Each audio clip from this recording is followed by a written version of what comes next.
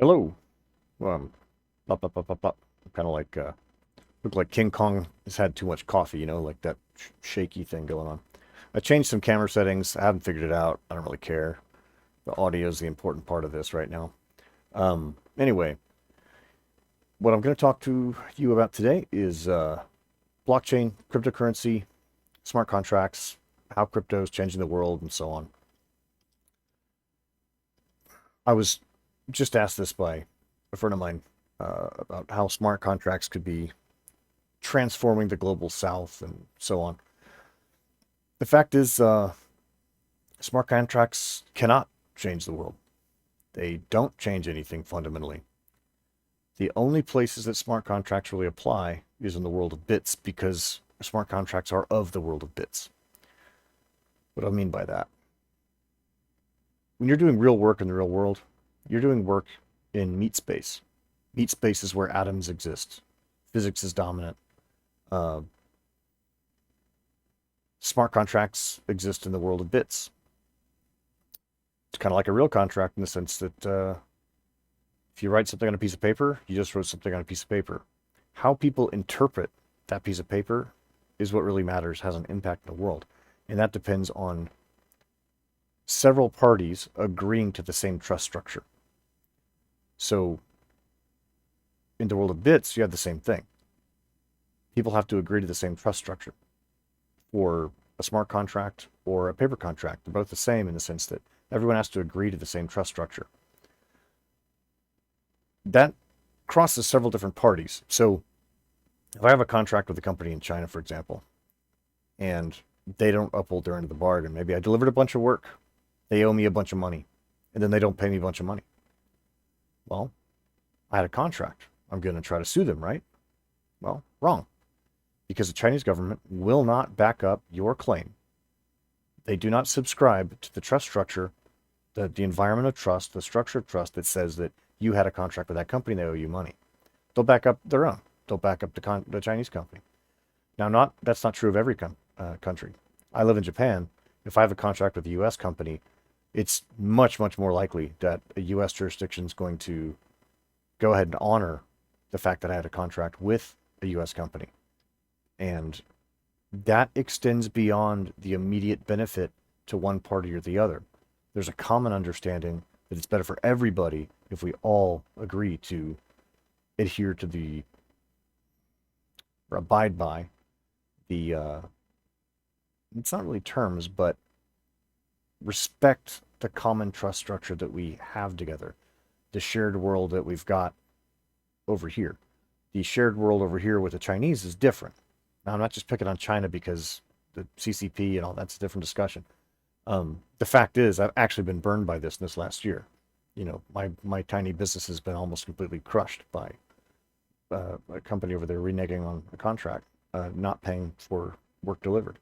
So that just happens to be the example that pops to mind, but it could be anything. Um, Now, the work I did there existed in the space of bits also. I did software work there, right? So I didn't travel to China to do this work. I did it remotely. And at least the amount that they did pay, which was early on, the first portions that they did pay, that was also paid remotely, right? Nobody carried a bag of money over here. Now, that occurred with actual money. We didn't need cryptocurrency to make this happen. We didn't need smart contracts to make this happen. And had the contract been a smart contract, the same violation would have occurred anyway. Now you could say, oh, well, if you were dealing in a cryptocurrency where that was already locked up, like that value was already locked up, and then they paid you out, well, we already have a thing for that too. It's called escrow accounts. You have a third party that's trusted by both parties, hold the money in escrow, then they pay you, like they make the payout on delivery. The problem with that, in both cases, whether it's crypto or it's an escrow account, is that that money has to be locked up temporarily. And the buyer may have a need for that money that's more immediate than the completion horizon for whatever work they were trying to get done for them. So we've already got solutions for everything that smart contracts say they're going to solve. Violations still occur the same way under smart contracts. And people are just not going to agree to smart contracts if they're planning to screw somebody or if they're worried about getting screwed over regardless. Because at the end of the day, a contract is only real. It's only as real as the amount of common trust among parties. That's one thing. Common trust among parties. And that any third party is willing to enforce the contract, which we like to say violence doesn't solve anything. But in reality, violence solves a lot of shit. And the fact is, you don't have a contract if at the end of it, by the end of it, dudes with guns aren't going to go over there and make them uphold their end. We say, well, what about with an escrow account? Well, that defers that to a third party. You give them the money. You have to agree to that ahead of time. You would with a smart contract too. Give them the money, put it in escrow. Then if they try to pull their money out early, the bank is going to say, no, this is ours. And if they were going to try to pull it out anyway, they would physically have to fight about it, which once again, you come down to men with guns. So without the magic of trust is that it prevents you from having to actually fight about stuff. That doesn't change just because you have smart contracts. If I want to order, 20 tons of bauxite from, a mine in Zimbabwe or something, and I want to process it here. If I order that, I pay for that, and then I wait for the stuff to get here. I don't usually pay it all up front, right? That would be a large contract. I would actually put that in escrow. We already have a big infrastructure for this. If the person at that mine is a dirtbag and they were looking to cheat me, they would be looking to cheat me whether or not that was on a smart contract or not. The difference here is that actually I would have less protection with a smart contract because for large deals, the inspection of goods after they arrive actually gets verified by the escrow account holder in many cases. So if it's a smart contract, you don't need the escrow account. You have to pay those fees. You can do this all yourself. That's true. But I'm over here looking at the money in escrow in a smart contract, and I'm looking at the product that was delivered to me physically. I go inspect it. And I say it's not to my liking. So I cancel the contract, keep the money. Well, but what if they actually did the work and I'm just lying? That screws the shipper worse. Having a third party is critical. Now, there are ways you could make third party escrow within the crypto world where you would need two signatures to validate the completion of the contract, validate delivery and all that. But you still have the same problem. You're going to have to pay a third party to be involved in this. That doesn't seem to be such a huge win. Transferring the money itself, if it's just normal, fake fiat currency, the fees for transferring that are about the same as you're going to wind up having in the crypto world. The difference is cryptocurrencies cost a lot more in real terms. They cost much, much more energy to process. And cryptocurrency is just as fake as real currency. You'd say, oh, well, crypto is not subject to inflation because you can't artificially inflate the number of it. Yes, you can. All the Bitcoins discovered were artificially discovered. Just because there's a cap on the total doesn't mean there hasn't been inflation there. Well, but crypto's going up. Bitcoin's going up. Yes, that's true. It's going up measured in terms of currencies that are themselves inflating. Further, just because you can't create more Bitcoins out of thin air by snapping your fingers, there's no money machine. You can't print money that way. The same way that you could with dollars right now, which is just, money printer go brr. ECB's even crazier, but the Europeans won't even talk about it. At least we have a report from the Fed of what the money levels are. The ECB's pretty much stopped reporting. That's how scary things are right now. Anyway, just because you can have this hyperinflationary race with fiat currency doesn't mean the same thing doesn't exist in crypto. It does. The thing with crypto is that people can create entire new currencies, which they have. There's hundreds of these things now. You think that's not inflation? Of course it is.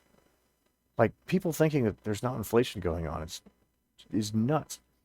And that's my point, is that believing that a solution or a technique that's applied in the world of numbers is somehow going to magically fix our trust issues in the world of atoms is completely ridiculous. That is just a false bit of faith that we have. We think technology can fix the faith violation problem between people, and that's wrong. People have to trust people. If people trust people, you don't have these problems in the first place. But that means you have to have good faith. That means you have to act in good faith. That means you got to believe in one another. That's our problem right now. People are ridiculous right now. They take everything out of context as soon as they can. People cheat each other over the simplest things just because they can. They find any little difference between each other to justify violating faith. That's insane. That's talk about bullet train to hell. That's it. Further, we delude ourselves into thinking that we're cheating on each other. We're breaking faith with each other. That breaking faith is free. We think there's no consequence to this. There is. We think that there's no consequences to violation of trust. Just like the people printing money nonstop right now think there's no consequences to that. They're wrong.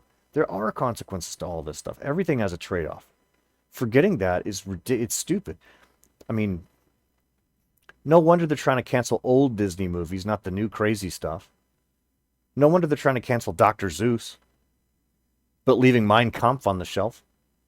The Communist Manifesto's on the shelf, but you can't find some Dr. Seuss books because, he drew a kid eating with chopsticks, which is a true thing.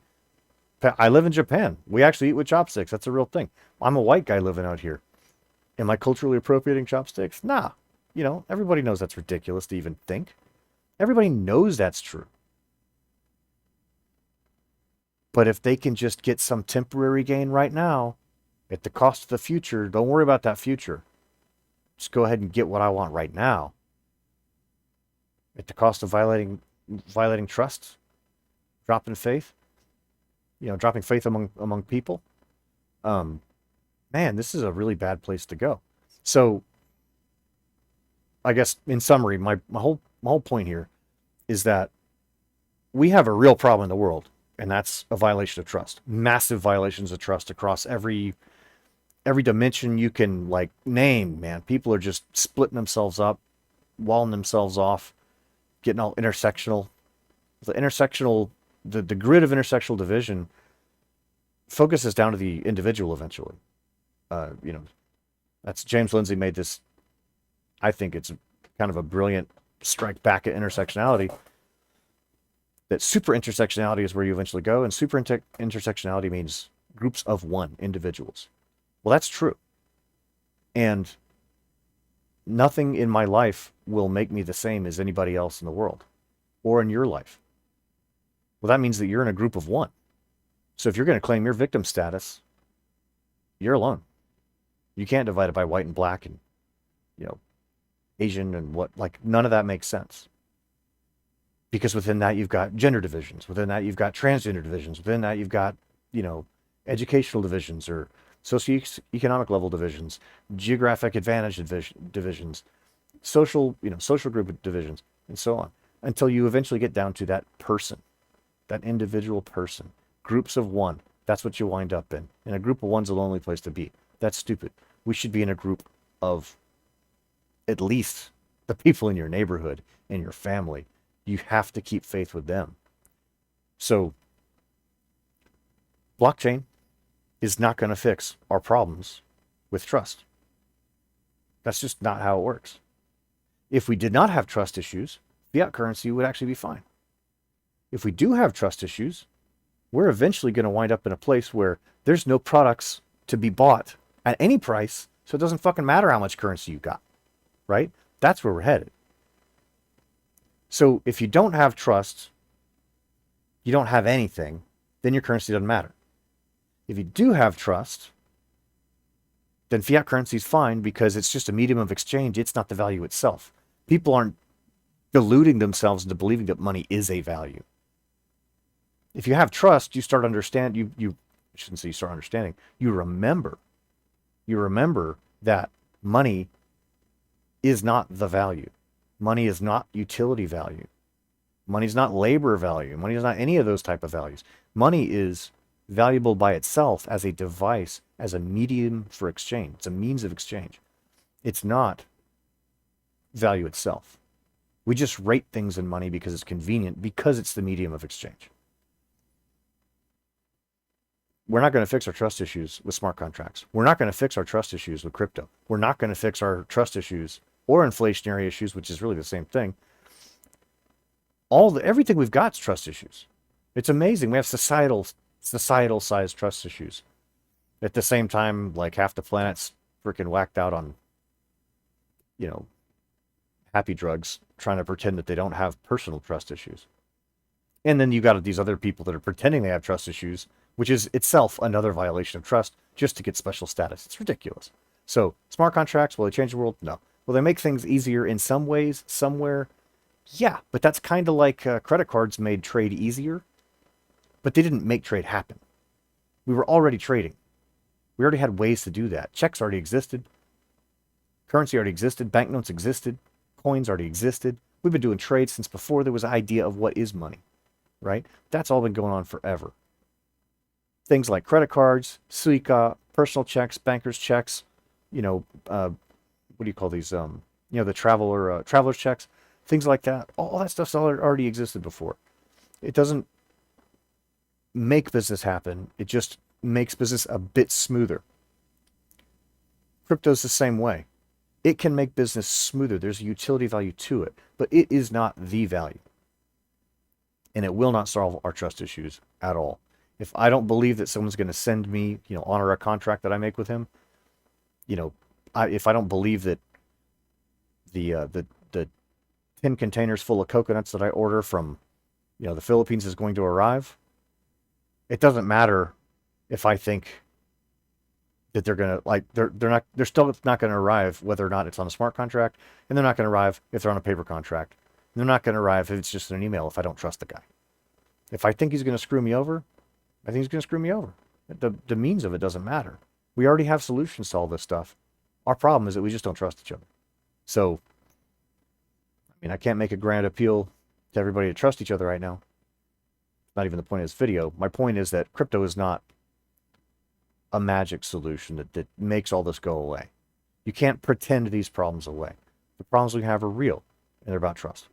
So, keep that in mind. It doesn't mean that there's not if everybody understood what I'm saying right now, that still would not avert a collapse. We have systemic problems. It's not systemic racism. Way, way crazier than that. At least racism could be honest, right? What's happening right now is dishonest, and that's actually the problem. So, have fun out there. Try to be a good faith actor. That's what you can improve. So I would leave with that we can end on a high note here. I know I'm saying maybe unhappy things. Be a good faith actor in your family. Be a good faith actor in your neighborhood. Be a good faith actor with your friends, including online friends. You can't just go out and troll the world and make things better. Trolling is funny, but there's limits. The cardinal rule, don't be an asshole. So, have fun out there, guys. Be a good faith actor if you can.